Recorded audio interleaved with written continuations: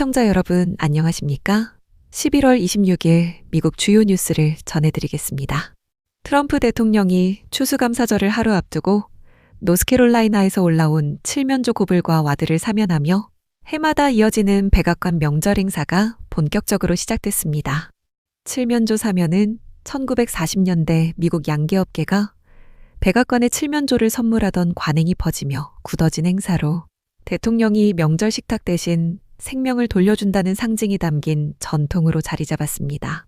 이어서 트럼프 대통령은 새 단장을 마친 로즈가든에서 두 마리 칠면조에게 완전하고 조건 없는 사면을 선언하며 올해도 명절의 관례가 이어졌다고 설명했습니다.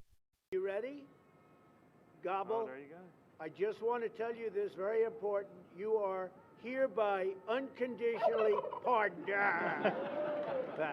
He said, "Praise the Lord." Praise the Lord. There you go.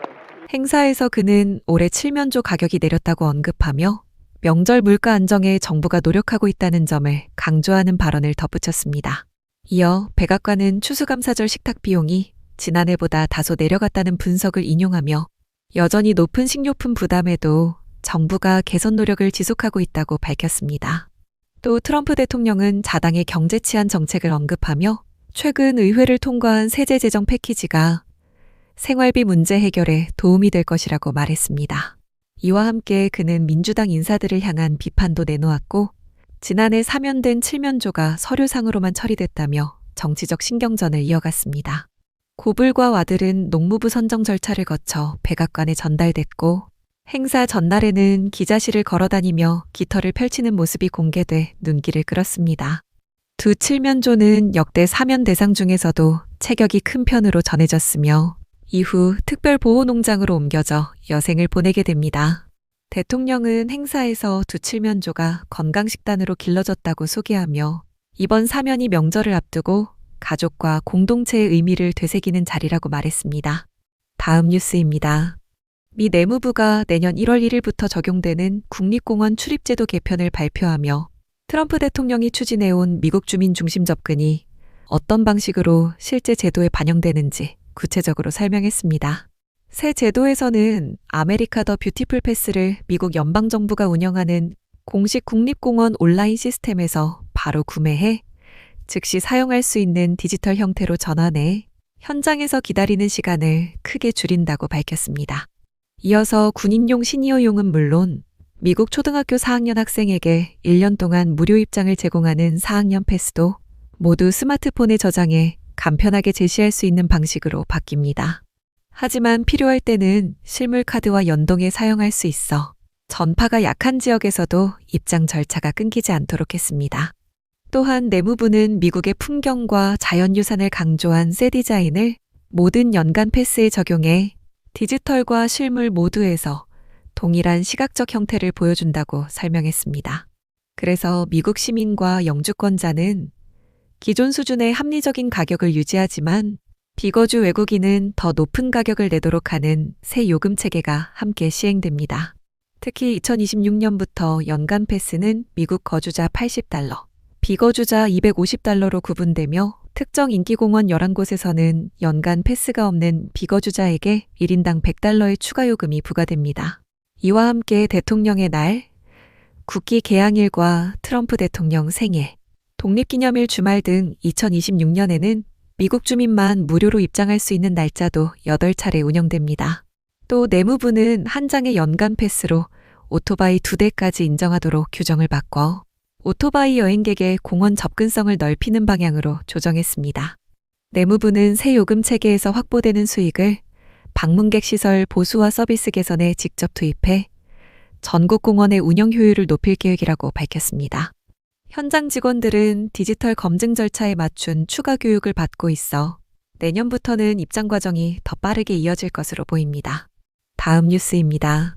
미 해군이 몇 달째 이어진 비용 초과와 일정 지연 문제로 컨스텔레이션급 프리기탐 사업을 중단한다고 밝히며 위스콘신에서 이미 건조 중인 두 척만 계속 제작한다는 방침을 공식화했습니다. 해군 장관 존 시 펠런은 X에 올린 글에서 함대 전력을 재편하는 과정에서 컨스텔레이션급 사업을 우선 정리하기로 했다고 말하며 아직 착공하지 않은 4척은 모두 취소된다고 설명했습니다. 이어 그는 해군과 업체가 이미 체결된 4척의 계약을 해군 편의에 따라 종료하는 포괄적 합의에 도달했다며 건조가 진행 중인 2척은 유지하되 향후 전략 조정 과정에서 자세한 검토를 거칠 것이라고 전했습니다. 하지만 펠런은 미시간과 위스콘신 조선소 노동자들이 해군 조선 산업의 핵심 역량이라며 이들이 계속 일할 수 있도록 조선소 가동을 유지하는 게 중요하다고 덧붙였습니다. 문제의 조선 사업은 이탈리아 핀칸티에리가 2020년 위스콘신 마리넷 마린 조선소에서 수행하기로 한 계약으로 해군은 처음에 최대 20척까지 발주할 계획을 갖고 있었습니다. 그러나 미 회계감사원 보고서에 따르면 해군이 잦은 설계 변경을 요구하며 진행률이 70% 수준에 그치고 설계 완성도도 2020년 발표보다 크게 낮아졌다고 지적했습니다. 그래서 선체 중량 증가가 허용 범위를 넘는 상황까지 발생했고 해군은 속도 요구 조건을 낮추는 방안까지 검토하는 등 설계 기반이 흔들린 상태가 지속되었습니다. 펠런 장관은 이런 상황을 두고 현장의 필요에 맞는 전투함을 제때 내놓는 것이 관료적 절차보다 우선이라며 더 이상 지원을 감수할 수 없다는 입장을 내놨습니다. 핀칸티에리는 사업 축소에 따른 손실을 보전하기 위해 해군이 상륙함과 쇄빙선 등 다른 특수 임무함 발주를 준비 중이라며 관련 보상 조치도 합의에 포함돼 있다고 밝혔습니다. 또한 회사는 미국 내 4곳의 조선소에 8억 달러 이상을 투자했고 3,700명 넘는 직원을 두고 있다며 장기적으로 미국 조선 산업의 한 축이 되겠다는 계획을 강조했습니다. 이와 함께 이탈리아 현지 소식통은 취소 전까지 6척 규모의 사업 가치가 60억 달러였으며 남은 2척과 정부 보상, 그리고 향후 신규 계약을 합친 규모가 약 50억 달러에 이를 것으로 내다봤습니다. 미 상원 군사위원장 로저 위커 의원은 이번 결정이 오랜 문제를 정리하고 해군 전력 구축을 다시 정상 궤도로 돌리는 선택이라며 긍정적 평가를 내놨습니다. 다음 뉴스입니다. 미 항공업계에서 에어프레미아가 내년 워싱턴 덜레스 공항 취항을 목표로 인천에서 워싱턴 노선을 주 4회 운항하는 방안을 검토 중이라는 소식이 전해지며 국내 장거리 네트워크에 새로운 변화가 예상되고 있습니다. 이 노선은 에어프레미아가 미국 로스앤젤레스와 뉴욕, 샌프란시스코, 호놀루루에 이어 북미에서 5번째로 추진하는 장거리 거점이 될 가능성이 크다고 업계는 보고 있습니다.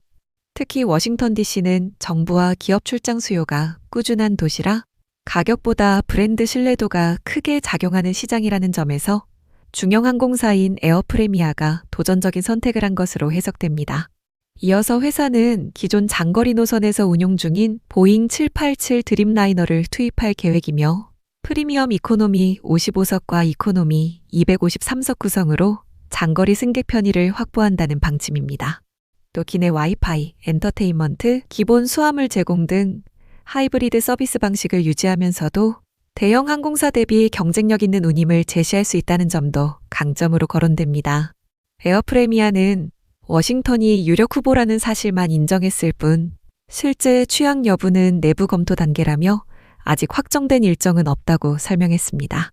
하지만 뉴스원 단독 보도에 따르면 에어프레미아가 시애틀 취항을 미루고 내년 3월 워싱턴 DC 노선을 새롭게 취항하기로 내부 방향을 정했다는 소식이 전해졌습니다. 에어프레미아는 8번째 드림라이너 도입을 마친 데 이어 올해 안에 한 대를 더 들여올 계획으로 장거리 노선을 확장하기 위한 기재 운영 여건을 빠르게 갖춰가고 있습니다.